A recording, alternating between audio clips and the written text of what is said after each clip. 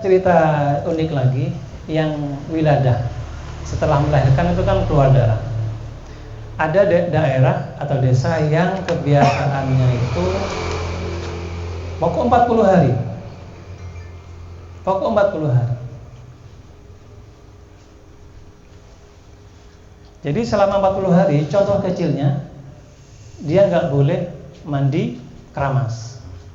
Ya, bisa dibayangkan sendiri ketika kita nggak keramas selama 40 hari. Padahal wiladah itu, darah wiladah bisa sekecap apa istilahnya itu, bisa setetes lah gitu, bisa ya, paling sedikitnya. Itu hal-hal kecil, bukan hal kecil, tapi sering kita lupakan ya. Seorang suami harus paham.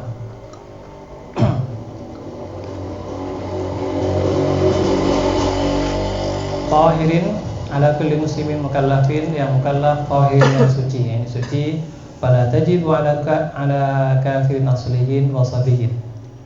Maka tidak wajib sholat itu atas orang kafir asli, anak kecil, wa majnunin, orang gila, orang epilepsi, mabuk bila ta'atin, yang tidak disengaja. Kafir asli lah, dari lahir sudah belum mengenal Tuhan, belum mengenal Islam. Kalau yang murtad, nah itu wajib qadha nanti. Gila, mana bisa? Majnun, ente majnun, gila. Orang epilepsi ajen, bahasa Inggrisnya ajen, ayan, mabuk tanpa sengaja. Wala ala haidin wa nifasa, dan tidak pula wajib atas perempuan haid dan nifas. Li'adami sihatiha, karena ketiadaan keabsahannya dari keduanya. Wala qadha alaihim, dan tidak wajib mengqadha atas mereka semuanya, dari orang kafir asli tadi, orang anak kecil dan sebagainya.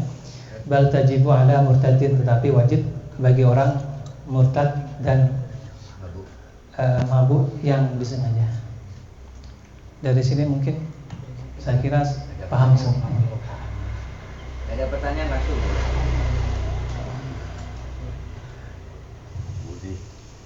Begini teman-teman, jadi kita membaca kitab itu sebenarnya kalau di pesantren membaca kitab itu kadang kan ini sudah saya lalui ini. Sudah kita lalui, dibaca lagi. Tujuannya apa? Tabarukan, memberi barokah. Gitu. Kalau orang pesantren gitu. Jadi kita mengulang-ulang aja itu tujuannya tabarukan, memberi barokah. Pak, saya kok tergelitik dengannya. Tadi Pak Gufron tuh mencontohkan ada murid kita yang keterbatasan fisik ya, sehingga ketika sholat menghadapnya itu ya. Nah, kemudian saya menyamakan dengan diri saya gitu loh. Saya suka main bola. Suatu waktu kaki saya itu cedera. Akhirnya ketika duduk gini harus gini, Pak. Nah, gini. Apakah itu dikondisikan? Maksudnya sholatnya tidak diterima? Makanya yang bersangkutan tadi jangan di tengah barisan, di pinggir aja gitu. Oh, itu dalam keadaan jamaah. Kalau sendirian? Ya, apalagi sendirian kan bisa mengkondisikan. Oh, gitu. Iya. Enggak, maksudnya ya saya hanya maksudnya gak diterima padahal awak dhewe iki wis loro. Maksa ininya yang menghadap kiblat. Nah, ininya ya. Jadi semuanya sampean ndak kuat gini ya wis iki ngene. Pokoke iki. Oh, tambah ngene agama. Lah sing koyo gitu ya. Iku mau dia ndak bisa mengkondisikan. Kayak waktu ngene iku biasanya kudune rodok ngene ben iso iki ngadep kiblat. Mungkin karena dia juga nggak tahu hukumnya. Makanya tugas beragama. Guragama ya. Tugas semua yang sudah ngaji nih, Pak. Oh, gitu. Suragama di sini ada dua. Ada ya. Nah, sebelum ngaji Ini menyampaikan. Baru tahu saya ini, Pak. Terima kasih, Ustaz.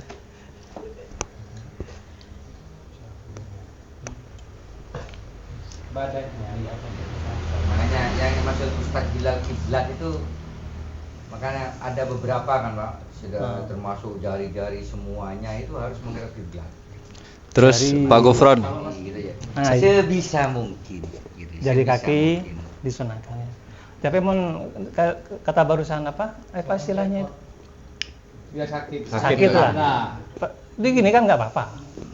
Artinya semaksimal mungkin diusahakan. Tapi tidak bisa. Allah Maha tahu. Kalau kaki petok itu ya Balik aja Pak, potol kan ya. kan ada ya, enggak emang kan bener. Iya, ada yang nggak keterbatasan gini, itu nggak loh. bisa. Makanya tidak bisa, ya sudah semampunya. Semampunya. Semampunya. Jangan dipaksakan gitu. Cuman nggak harus menghadap kiblat juga. Mohon maaf, kita kan banyak melihat ya baris dimesong-mesongkan gitu. Nggak perlu juga. Ya. Nggak perlu juga. Oh iya ada beberapa. Kalau memang disengaja atau apa ya? Karena- itu beda yang pembahasan tadi Pak. Ya. Jadi ada mustaqbilul kiblah itu secara derajat gitu ya. Di Indonesia ini derajatnya itu tidak pas barat, tapi rodok misong. Nah, ketika berjemaah lah imam si pinduan ada Pak yang memang makmumnya harus lurus malah miring dewe. Karena nggak percaya ke kiblat itu. Tidak percaya bahwa ini ya gitu. Itu ada. Iya, saya tahu itu. Ya. Saudara saya. Nah, itu. Oke Pak Gufron, saya mau tanya juga terkait dengan takbir ya. Ketika awal sholat itu sampai mengulang 3 kali. Itu kena was-was namanya. Kenapa? Kena was-was. Was-was ya. Itu setiap itu karena itu guru ngaji saya guru ngaji sendiri. Setiap sholat. Enggak, cuma gini sampai 3 kali tapi. Kan macam-macam, ada yang gini-gini. Oh, saya ada nggak yang tahu gini. Ada yang gini. Oh, ada kayak gitu juga. Iya. Saya dulu pernah Pak, ketika wudhu itu, saya kena was-was juga. Setan wildan namanya Pak ya. Iya. Yang Setan was-was. menggoda was-was itu wildan namanya. Wildan. Bukan siswa kita. Was-wasan. Iya, yang ngajari was-was itu bukan. Was-was bukan. Contoh, Allahu Akbar. Aduh, belum sah. Balik lagi. Allahu Akbar. Aduh, belum sah. Balik. Iya Ini kayak terus, gitu. Pak. Iya kayak gitu Nah, betul. itu namanya Oh. was-was. Lawan, harus dilawan. Tapi tidak boleh sampai turun gini ya, makin itu ya. Allahu Akbar. Bahkan guru kita di pesantren itu, Sering. Guru saya bukan Bahkan sering, kiai setiap ada. Kena sholat, Pak. was-was. kenapa? Kalau guru saya Kayak tuh wudu setiap sholat. itu Jadi hampir sering separuh diulang Pak satu kali Gufron. wudu. Ini saya mengalami. Wudhu. Tahu kan yang tahu jeding saya, lebar kan itu. Heeh. Itu mesti penuh. Tiap kali saya wudhu, tinggal separuh Pak. Karena was-was. Nawaitul wudu. Itu setan. Sampai separuh airnya itu. Ngentekno banyu dia. Ngentekno banyu. Iya. Iya. Wildan. Setan wildan. Setan wildan. Bukan siswa kita. Oh, jadi Itu setan. ini kembali ke pertanyaan saya, berarti itu was-was ya. Iya. Tapi itu setiap sholat Pak Gufron. Saya titeni soalnya. Nah, itu setan. Iya ada memang ya. 3 kali Terus terus. pertanyaannya, Baik tadi itu Pak, saya tanya setiap sholat beliaunya tuh 3 kali terus. sah apa enggak? Gitu. Ya itu. Nah, itu pertanyaan. Kalau sahnya sah, cuman gencernya ada yang mengatakan tinggal separuh gitu. Oh, tinggal separuh. Makanya teman kita, dai, teman kita lah.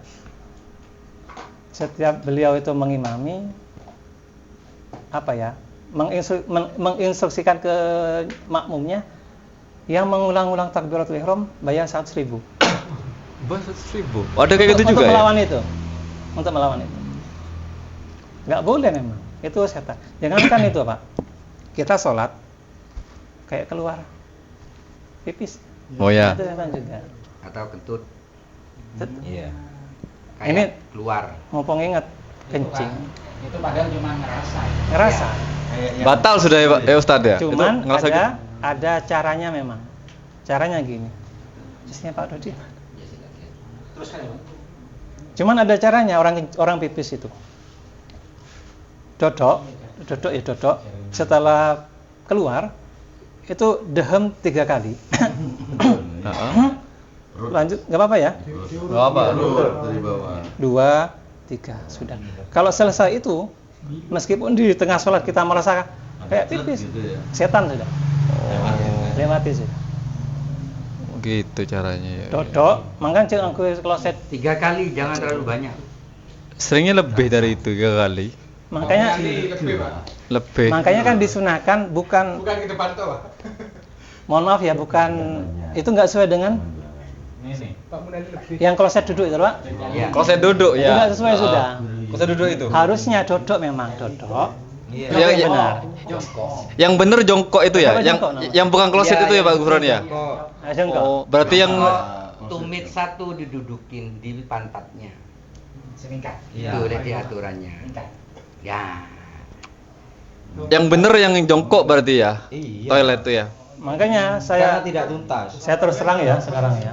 Mohon maaf ya, bagi sarpras nggak ada sarpras. Meskipun kloset kita itu jongkok, saya tiap kali buang air itu naik. Iya. terus Boleh semerosak toilet. Enggak, tapi hati-hati. Hati-hati Pak, saya Oh naiknya iya, saya hati-hati. juga naik. Duduk. Saya naiknya hati-hati. Tak- Oh iya. Duduk, tapi saya tetap jongkok. Terus oke. Saya tetap naik. Terus gini Pak Gufron. Tapi niatnya kalau Ini Pak bagus Pak. bahas kloset ya. Kan ada tuh di kamar guru. Kan klosetnya itu ketika kita duduk ya ke kiblat. Ya kan ya? Iya. Lah itu gimana hukumnya? Rasulullah dulu pernah pipis ya, buang air di gurun gitu ya. Nggak ada tembok kan? Ya. Pakai unta. Eh? Unta. Buat dinding. Oh, buat dinding ya. Nggak apa-apa. Oh. Kalau di sekolah itu? Kalau di luar, Ya, enggak maksudnya di sekolah. Kita kembali ke sekolah. selama ada dindingnya nggak Enggak apa-apa. Meskipun menghadap apa-apa. Kecuali kalau di sungai Cuman gitu. bahasanya kurang Tempat etis. terbuka. Iya, kurang etis. Berarti besok ke Pak Ubay pindah Iya, tempat. suruh Iya. rubah Pak. Geser. Tidak boleh menghadap dan membelakangi. Iya. ya Hadap utara atau selatan itu. sebelah barat kalau bisa ada usaha kasih tembok. Ya kamar mandi di situ paling bagus. Iya, iya. Yang lebih parah lagi, Konsultasi ahli fikih. ketika saya naik kereta itu, Ya, nah, tisu Pak. Atau di hotel bintang 5, tisu. Apa namanya? Iya, ya banyak. Ya. Kloset kering. Kamar kering ya. Aduh, soal cara. Oh, berarti Padahal nanti kalau pas waktu umroh haji itu pesawat gitu.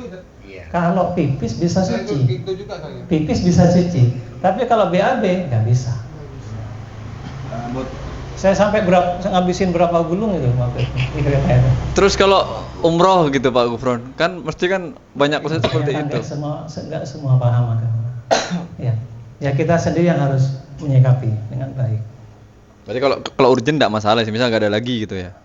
Nyari sarung nanti, siap sarung, ganti sarung, siap ganti. Nanti ya. Istinja itu, Pak. Istinja, iya istinja. Istinja yang paling baik itu pakai batu bata kering Iya. atau batu kayu. Setelah istinja keluar keringat, najis, enggak. Oh. Cuma lebih sempurnanya setelah istinja pakai air. Tetap pakai air pada akhirnya ya. Lebih sempurna. Lebih Cuman sempurna. pakai batu pun atau batu bata pun, terus setelah berapa sekian lama keluar Pakai air. keringat, nggak najis, nggak apa-apa. Nggak masalah ya berarti ya. Tapi kalau tisu buat BAB, istinja BAB, nggak bisa. Tetap nggak bisa Saya ya. sudah coba nggak bisa. Saya kebanyakan tisu kan kalau di hotel-hotel tuh ya. Iya. Heeh. Benar. Situ. Saya pernah survei soalnya. Tisu magic. Malah basah Pak ada pun. Terus kesunahannya jangan kencing berdiri misalkan ya. Itu diusahakan jangan berdiri meskipun tidak dosa. Jangan berdiri. Iya. Itu berkaitan dengan kesehatan juga. Iya, tidak tuntas. Terus jangan di luar juga kayak tadi itu. Jangan di bawah pohon nyari lubang. Biasanya anak-anak ini anak desa itu nyari lubang di bawah pohon berpipis di situ. Oh iya. Nggak boleh. Takut ada jin Pak di situ. Enggak. Hewan juga, Pak. Oh iya. Melindungi Nggak hewan, ada Terus semut. yang dilarang di kamar kecil itu berlama-lama. Nah, iki. Iya. Pak Budi itu sampai bawa laptop. Jangan ngapa-ngapain memang tuntas Pak. Memang belum. Makanya dimakruhkan, bahkan bisa haram ya, dimakruhkan. Boleh bawa Quran, salawatan nggak boleh dilarang. Ini bawa HP kan enggak boleh juga. Nggak boleh, malah betah nanti di sini. Iya kan, kalau ada meskipun mushafnya di dalam HP, Iya. nggak buka mushaf pun kan Tidak. berlama-lama Pak. Iya, berlama-lama. Iya. Ini buka Oke, kembali ke kitab Ustadz, soalnya kasihan yang ngedit nanti. Enggak apa-apa. Pak, ada pertanyaan penting juga ini Ustaz. Saya pernah mendengar bahwa ketika sholat itu kita tidak boleh lepas dari tadi kan yang mengarah kiblat ya. Jadi kita tidak boleh lepas dari kaki itu untuk menghadap ke kiblat terus. Maksudnya? Jari kaki. Ya. Jadi kaki itu kan yang kanan nih ya, kan menghadap kiblat nih. Sudah menghadap kiblat.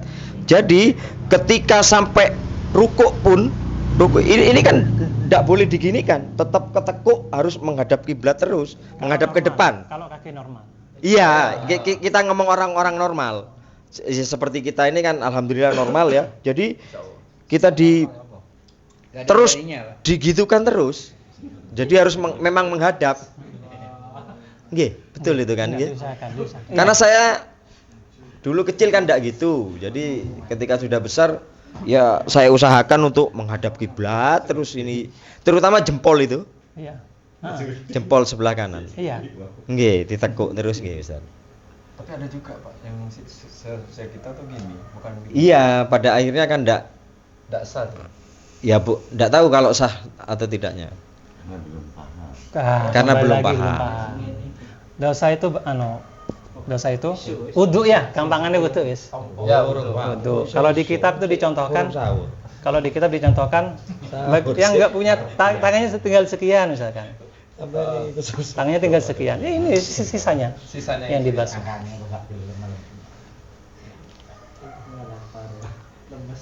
Wudu pun masih banyak ternyata yang belum paham. Contohnya ketika wudu itu membasuh tangan gini toh. Oh ya. Padahal ini semua harus terbasuh. Ya. Untuk kena harus diangkat gini, Ustaz. Apanya? Iya. Biar ini jatuhnya itu sampai ke siku ini. Iya. Ya benar gitu Pak. Iya masih ada cara apa Pak? Iya, enggak kalau kita pakai gayung. Ayo. Gayungnya lebih baik diginikan. Ada yang gini Pak, ada yang kedua ada yang kayak gini. Cuman disiram toh. Nggih. Yang ditakutkan apa? Takut ada penghalang yang menghalangi ke kulit kita. Oh Nggak iya. sah wudu. Iya. Jadi cuma diguyur air gitu toh. Iya. Makanya disunahkan gitu. Biasa. Oh, nggih. Disempurnakan. Oh, nggih. Sempurnakan.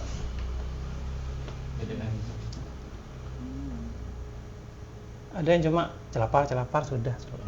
Iya, Tapi kalau hand body itu kan Handbody. nggak bisa menghalangi kata temas. Yang menjamin masuk. Yang menjamin air masuk ke kulit. Ya, saya pikir hand body Yang penting makanya diusap Pak, diusap. Lebih baik dibersihkan dulu. Iya. Oh iya. Satu masalahnya takut tagoyur. Nah, itu tagoyur. Ya. Benar Pak Septian itu. Bercampur, artinya Merubah. baunya itu kan airnya kan Merubah air. Kan kayak itu maksudnya Pak Septian, apa kayak tales itu. Iya Pak Septian ya. Iya, Ustaz. Pernah saya gitu bukan kok tales ini. Enggak nyeresep. Kan kadang sampai tebel Pak dempulnya Pak. Pakai sunscreen. Nah, iya, kan akhirnya kayak daun talas kan, Pak. Pak Arman, kan akhirnya kan kayak daun talas kan. Enggak meresap itu. Kan ibu sekarang kayak gitu kan, sampai tebel ya Pak. Macam-macam. Cuman di akhir zaman ini ya, di akhir zaman. Astagfirullah, gila bisa asli ini ngono gimana? sesuai ada di bawah. Sesuai. Tadinya Ada di mana sih? Iya kan. Ada ada. Oh, ada. Kurang paham soal sing ngrasani wong. Wah, mancing-mancing sopo? Aku sing dituduh. Mau lanjut ya, tambah sedikit nih. Ya. Siap. Makanya ada statement sekarang itu yang penting sholat. Yang penting sholat apa sholat itu penting, itu beda. Kalau yang penting sholat, pokok sholat. Padahal redaksinya iqamah sholat, mendirikan sholat. Mendirikan sholat itu bukan cuma sholat, syarat rukunnya, perut nggak boleh kemasukan barang haram misalnya. Kalau kembali ke kalau kembali ke Gus Baha, pokok sholat ya. Sujud harus bangga gitu. Pokok sujud, mau sujud. Ya. Lebih baik dikatakan sholat walaupun tidak benar. Nah, Yang di mana saja.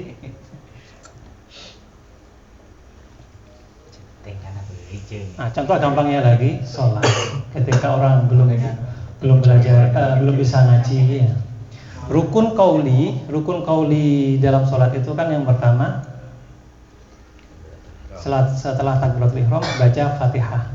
Nah, orang yang belum bisa baca Fatihah itu diperbolehkan baca sebisanya apa. Misalkan setelah takbiratul ihram subhanallah walhamdulillah wa la ilaha illallah, dikira-kira sepanjang Al-Fatihah diperbolehkan. Mudahnya Islam seperti itu. Cuman harus ada niatan belajar. Harus ada niatan belajar. Bahkan kalau nggak bisa pun diem aja ngikutin imam, diperbolehkan.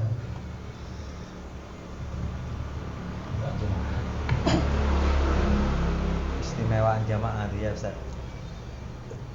Sudah. Oh iya sudah. Wayub talu, ini agak berat dan Takon konteks. kalau saya lihat jarang disampaikan ini ya. Wayub talu ayat muslim, dan dibunuh orang yang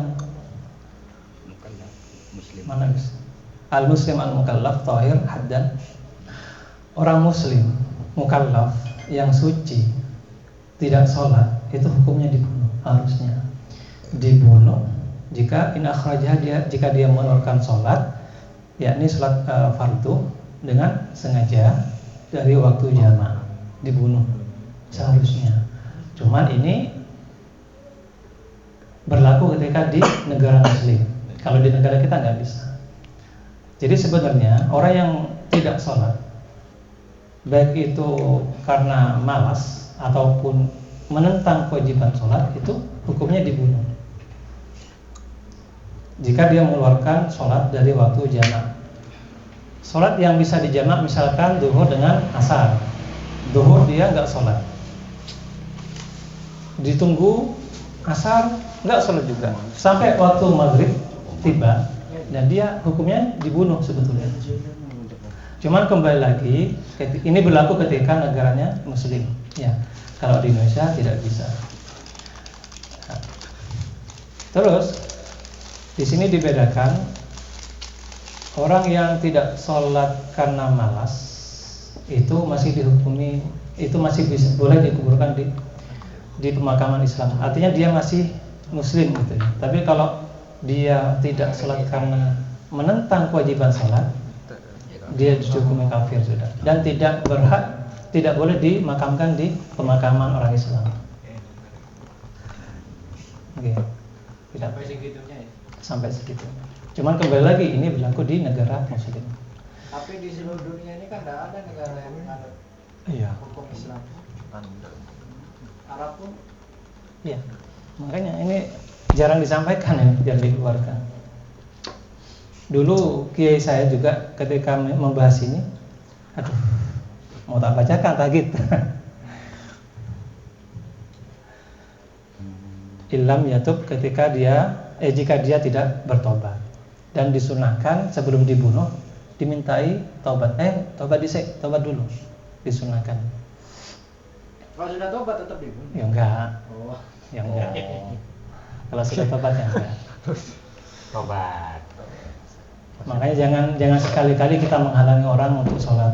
Misalkan ada orang bertato mau sholat, jangan. Yang bertato enggak boleh sholat, nah, jangan. Fatal nanti akibatnya. Ini pelaku bid'ah, kafir. Dia sholat, oh fatal ini nanti akibatnya.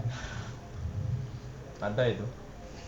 Banyak copo. Wa yubadiru, dan bersegera man marra bifaitin, dan bersegera orang yang luput dari sholat, artinya tidak mengerjakan sholat wujuban, infata bilang udhrin, wajib menyegerakan orang yang tidak sholat, wajib mengqadha jika dia meninggalkannya tanpa udhur. Maka wajib baginya qadha dengan segera. Saya ulangi lagi, orang yang meninggalkan sholat tanpa udhur itu wajib mengqadha dengan segera. Udhur itu misalkan tidur atau kelupaan. Tidur zuhur, masuk waktu zuhur jam 1, tidur sampai jam 3. Itu disengaja.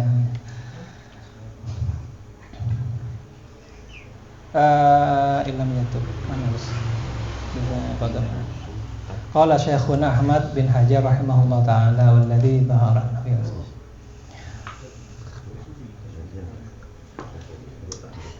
Wa yusannu tartibuhu, dan disunahkan urut. Misalkan mau mengqadha subuh di waktu sholat zuhur, harus subuh dulu baru sholat zuhur.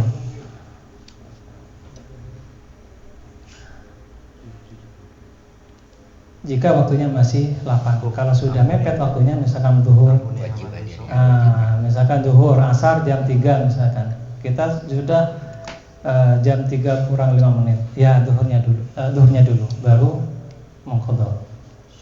Mungkin sampai sini ya, kebanyakan nanti lupa. Ya.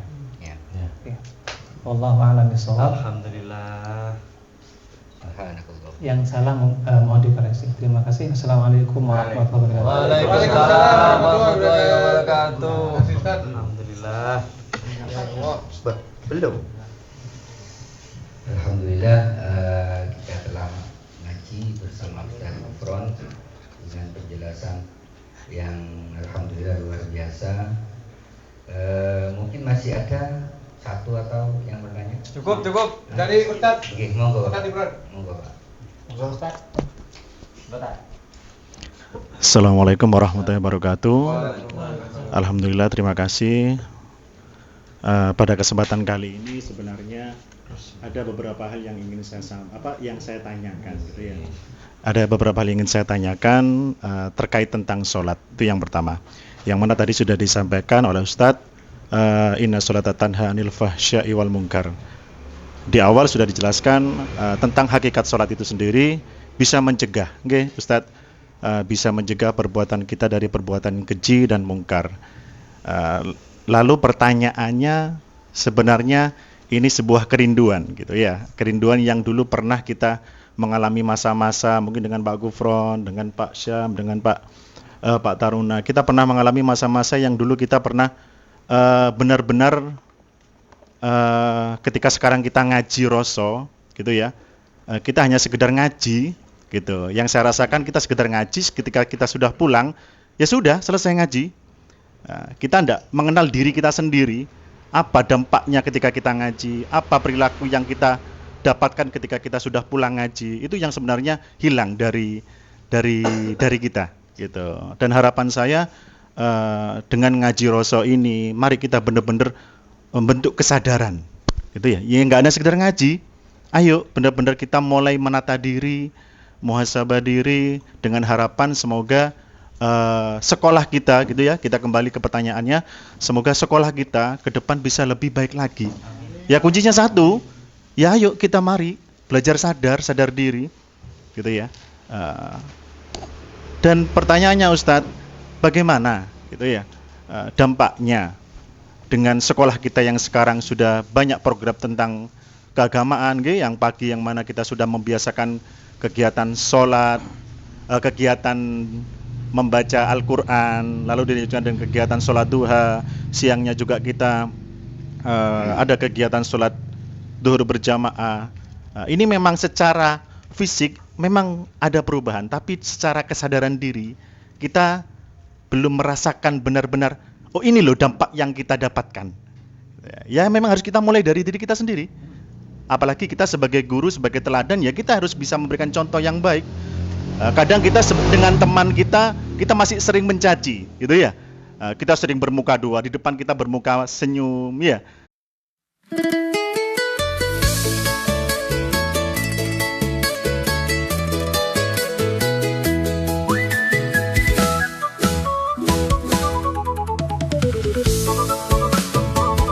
bangku kayu ngarep omah, kopi pahit isih nobul.